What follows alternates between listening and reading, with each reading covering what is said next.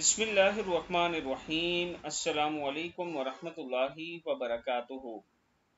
فجر کی نماز کے بعد 3 مرتبہ پڑھیں، 70 سے زائد آفات و بلیات سے نجات ملے گی۔ کلمہ توحید یعنی نماز فجر کے بعد اگر آپ یہ ذکر جو میں آپ کو بتانے جا رہا ہوں یہ کرتے ہیں، کلمہ توحید کا ذکر قرآن کریم میں کم و بیش 37 بار ہوا ہے۔ ان آیات مبارک کی تلاوت کرنے سے 70 سے زائد قسم کے دکھ، درد، رنج، غم، جنون، جذام اور برس سے نجات حاصل ہوگی۔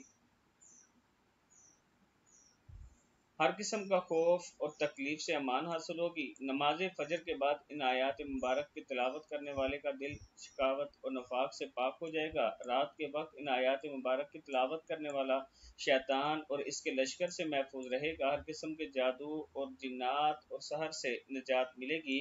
آیات کیا ہیں؟ بسم اللہ الرحمن الرحیم۔ وَإِلَٰهُكُمْ إِلَٰهٌ وَاحِدٌ لَا إِلَٰهَ إِلَّا هُوَ الرحمن الرحیم۔